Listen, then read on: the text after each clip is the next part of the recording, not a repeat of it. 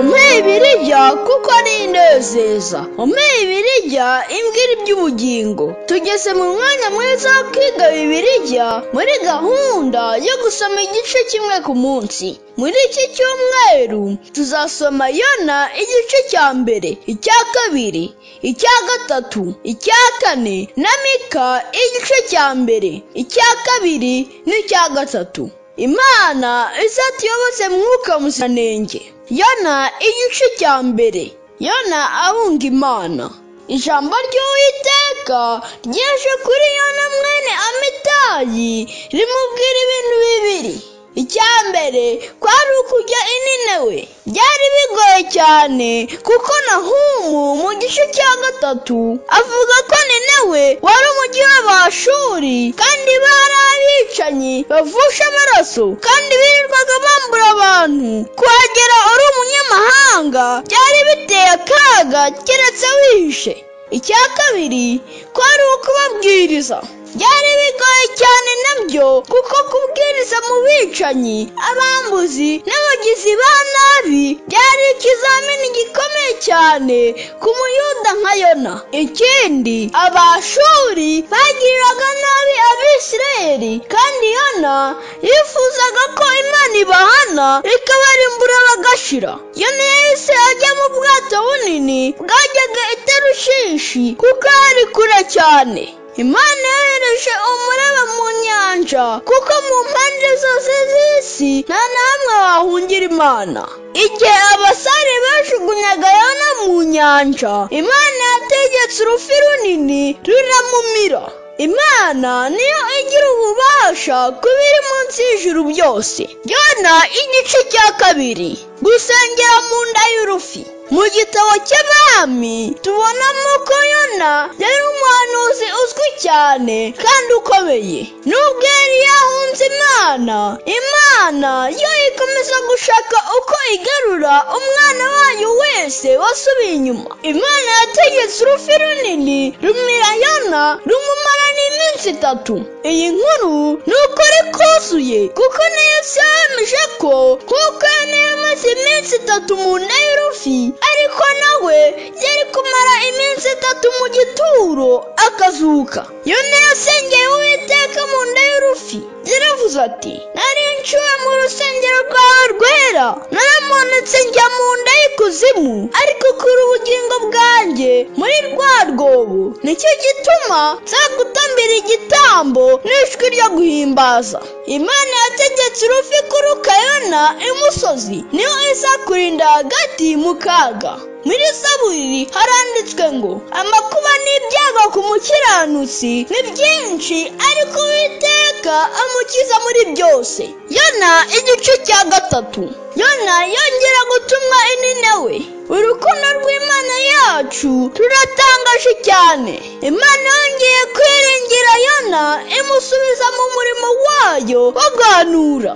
Imana yamwohereje i Ninewe kubaburira, maze aragenda arangurira ijwi yuko hasigaye iminsi 40 Ninewe ikarimbuka.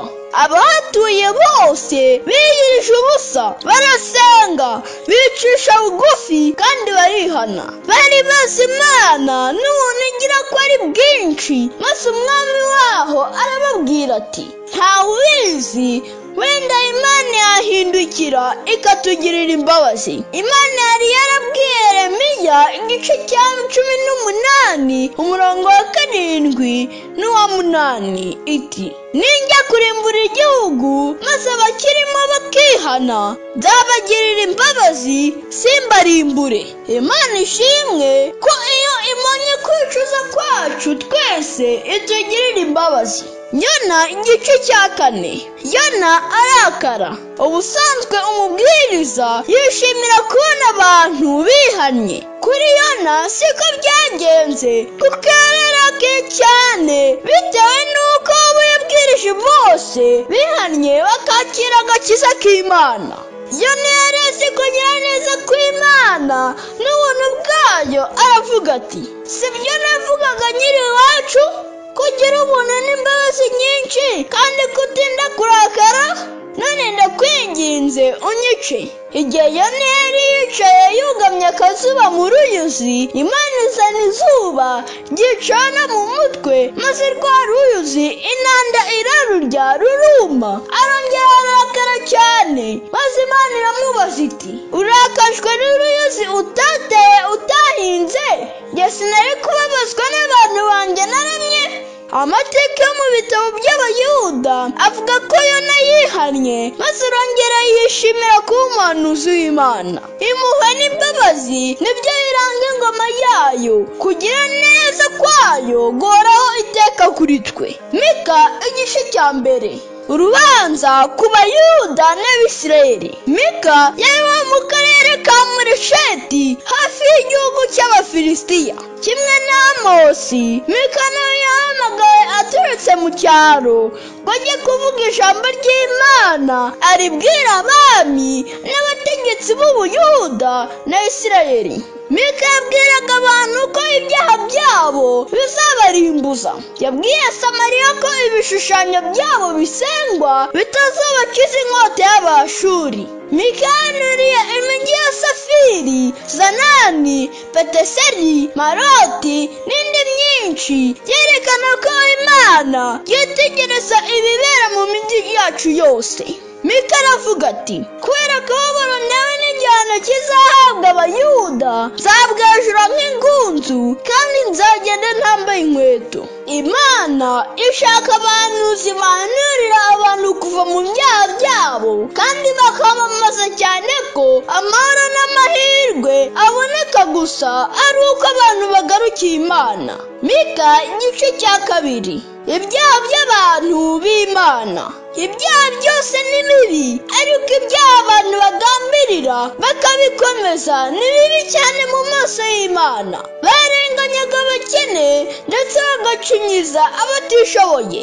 Ikindi cyaha kibi ni uko babwiraga abahanuzi bati, ntimuganurire iwacu. Bishimiraga abigisha b'ibinyoma babahanuriraga ko bazabona vino n'ibisindisha. Babahanuriraga amahoro y'ibinyoma, ariko Imana ivuga ko izongera igateranya ubwoko bwayo ikabahuriza hamwe. Mu buntu bwa Kristo nta twese duhurizwa hamwe.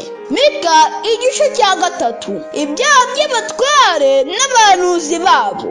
Muri iki gice Mika yahanuriye abatware ndetse n'abahanuzi babo, kuko aribo bari bafite inshingano mu kuyobora rubanda rwose. Bangaga ibyiza bagakunda ibibi, bari abayobozi gito.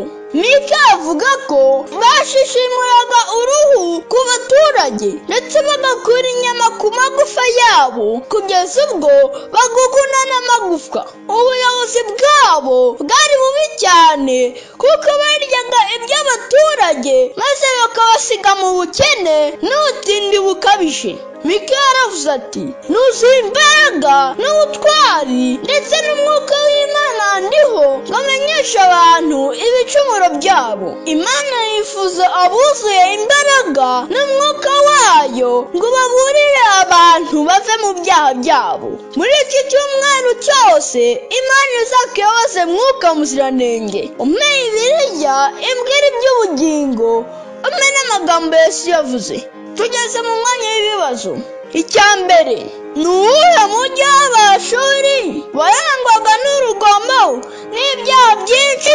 Icya kabiri, ninde wahamije ko inkuru ya Yona yo kumirwa n'ifi yabayeho? Icya gatatu, ninde muhanuzi waganye abayobozi b'ishyanga ry'Imana?